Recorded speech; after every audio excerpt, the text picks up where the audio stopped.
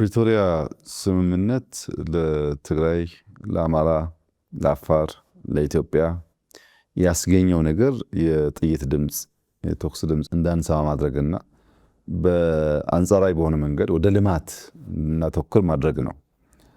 ከጦርነቱ በኋላ የሰራናቸው ልማት ስራዎች ቅድም በከፊል ያነሳሁት ጉዳይ ነውና የጥይት ድምፅ እንዳንሰማና ወደ ልማት እንድናተኩር ማድረጋችን በምንም መስፈርት አማራን ሊጎዳ አይችልም። አማራ የሚጠቅም ነው። ቅድም የቆጠርኩልህ የልማት ስራዎች ከሞላ ጎደል አብዛኛው የተሰራው ከፕሪቶሪያ ስምምነት በኋላ ነው። ስለዚህ ስምምነቱ ልማት አምጥቷል ይባል እንደሆነ እንጂ ምንም አይነት ጉዳት የለውም። ከኢትዮጵያን ባሻገር ብትመለከት በአፍሪካ ውስጥ አንድን ችግር ራሳቸው አፍሪካውያን መፍታት ይችላሉ የሚል እምነት እምብዛም አልነበረም። በአፍሪካ ውስጥ በአፍሪካውያን ይሄ ጉዳይ ከስምምነት መድረሱም ለእኛም ለሌሎችም ተስፋ የሚያጭር ጠቃሚ ነገር ነው። ከዚህ አንጻር የፕሪቶሪያ ስምምነት ለአማራ ብቻ ሳይሆን ለሁሉም አካባቢዎች ጥቅም ያስገኘ ነው ማለት ይቻላል። በትርጉሙ ግን ብንመለከተው የአማራን ጥቅም አሳጥቷል፣ አማራ በበቂ ያልተሳተፈበትም፣ አማራ ባለቤት ያልሆነበት ውይይት ነው የሚል ሐሜቶች ይሰማሉ። ሂደቱ መጀመሪያ ስምምነቱ እንዲካሄድ የወሰነው ፓርቲው ነው።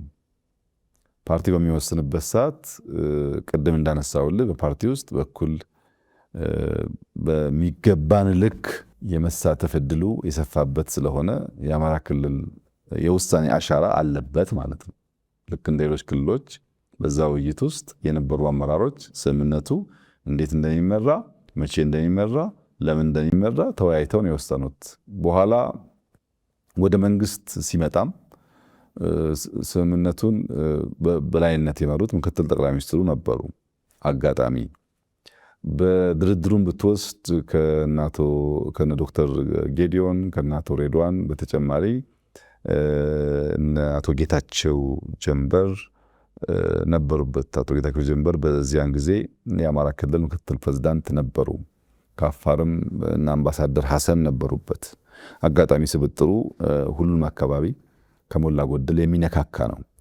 የአማራን ጥቅም በሚጎዳ መንገድ የሚደረግ ስምምነት በእነዚህ ሰዎች ይፈጸማል ተብሎ ማመን አስቸጋሪ ነው። አሁንም ስምምነቱ ብዙ 9 ፔጅ ገደማ ነው። ማንም ሰው ሊያነበው ይችላል። በየትኛውም መስፈርት የአማራን ጥቅም ሊጎዳ የሚችል እስታይ በውስጡ የለም። እነዚህን ሀሳብ የሚያራምዱትን ሰዎች ግን በሁለት ከፍሎ ማየት ጥሩ ነው። አንደኛው ስምምነቱን በበቂ ካለመረዳት የሚጠይቁ ሰዎች አሉ።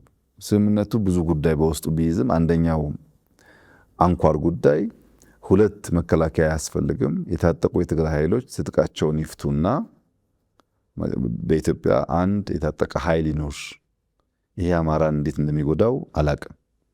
ሁለተኛ በትግራይ የተደረገው የጨበራ ምርጫ፣ የእድር ምርጫ ህገ መንግስት ያልተከተለ ምርጫ ሊባል የማይችል ስለሆነ ያ ቀርቶ የትራንዚሽናል ገቨርንመንት እስከ ምርጫ ጊዜ ክልሉን የሚመራ ኃይል ይቋቋም የሚል ነው። ይሄ በስ በኩል ህግ መከበሩ አማራን እንደሚጎዳ አላቅም።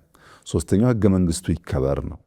የክልል መንግስታት ያላቸውን ስልጣን ተሻግረው ከሌሎች መንግስታት ጋር በመሆን የሀገር ጥቅም የሚጎዱበት ጉዳይ መቆም አለበት የሚል ጉዳይ ነው በውስጡ የያዘው። አራተኛ የፈረሱ የተጎዱ ጉዳዮች መገንባት፣ ሰርቪስ መመለስ የመሳሰሉ ጉዳዮች ናቸው በፕሪቶሪያ ስምምነት የተነሱት እና እነዚህ በየትኛውም መስፈርት አማራንም ወይም አፋርንም ወይም ትግራይን ሊጎዱ አይችሉም። ጦርነት ይብቃ፣ ሰዎች ያልተገባ የስራ መስክ ወደ ተገቢው ስራ መስክ ይመለሱ፣ ለዛ ደግሞ መንግስት ባለው አቅም ያቋቁም ያደራጅ የሚለው ጉዳይ ብዙ ጉዳት ሊያመጣ የሚችል እሳቤ በውስጡ የለበትም። በእርግጥ አውቆ የተኙ ሰዎች፣ የፖለቲካ ቁማር የሚጫወቱ ሰዎች፣ ነገር ወደፈለጉበት የሚያጣምሙ ሰዎች ይህንን ጉዳይ ባልከው መንገድ ሲናገሩ ይሰማል። እውነታው ግን እሱ አይደለም።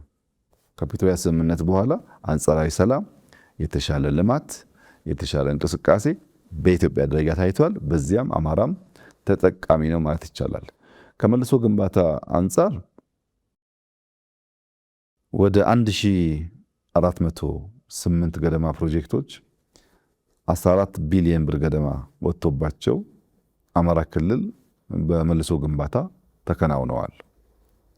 ከ1000 በላይ ፕሮጀክት 14 ቢሊዮን ብር የወጣበትን ስራ ምንም እንዳልተሰራ አድርገህ መናገር አስቸጋሪ ነው። ለምሳሌ ትምህርት ቤቶችን ብቻ ብትወስድ 459 ትምህርት ቤት መልሰው ተገንብተዋል። 210 ጤና ተቋማት መልሰው ተገንብተዋል። 358 የውሃ ተቋማት ተገንብተዋል። በዛ ሂደት ውስጥ ጉዳት የደረሰባቸው የተለያየ ደረጃ ማለት ነው። 15 ገደማ ከፍተኛ የኃይል ማከፋፈያ ጣቢያዎች ሰብስቴሽንስ የተጎዱ ነበሩ፣ ተጠግነዋል። የቴሌኮም ታወሮች፣ የፋይበር ኦፕቲክስ መስመሮች የተጎዱ ነበሩ። ቢቲኤሶች የተጎዱ ነበሩ፣ ተጠግነው ወደ ስራ ገብተዋል። ኮምቦልቻ የኢንዱስትሪያል ፓርኩም የግለሰቦች ኢንዱስትሪ የተዘረፉ የተጎዱ ነበሩ። እነሱ መልሰው ስራ እንዲጀምሩ ተደርጓል። የተዘረፉ ባንኮች ነበሩ። ባንኮች የተዘረፈው እኮ የግለሰቦች ሀብት ነው። ያንን እኮ መንግስት ተክቶ ነው። በኮምቦልቻ አካባቢ ብቻ ከ4 ቢሊዮን ብር በላይ ተዘርፈዋል ከባንክ። ባንኮች መልሰው ገንዘባቸውን አግኝተው ስራ እንዲቀጥል ተደርጓል። ተፈናቃዮች ወደ መኖሪያ ቀያቸው ለመመለስ ከፍተኛ ስራ ተሰርተዋል። በጦርነት የተሳተፉ ሰዎችን ብትወስድ ከፊሉ ወደ መደበኛ ኑሮ እንዲገባ፣ ከፊሉ ወደ ክልል ፖሊስ፣ ከፊሉ ወደ መከላከያ፣ ከፊሉ ወደ ነበረ ቀደመ ስራው ገብቶ እንዲቋቋም ተደርጓል። ሰውም ላይ መልሶ ግንባታ መቋቋም ተሰርቷል። በተቋማት ላይም ተሰርቷል። በፕራይቬት ቢዝነስም ተሰርቷል። በጣም ሰፋፊ ስራዎች ተሰርተዋል እና መልሶ ማቋቋም በሚመለከት መንግስት ይሆነኝ ብሎ በጀት መድቦ ሰው መድቦ ትላልቅ ስራ የሰራባቸው ሁኔታዎች ስላሉ ክሱ በትክክለኛ እውቀት እና መረጃ ላይ የተንተራሰ ነው ብሎ መውሰድ ያስቸግራል።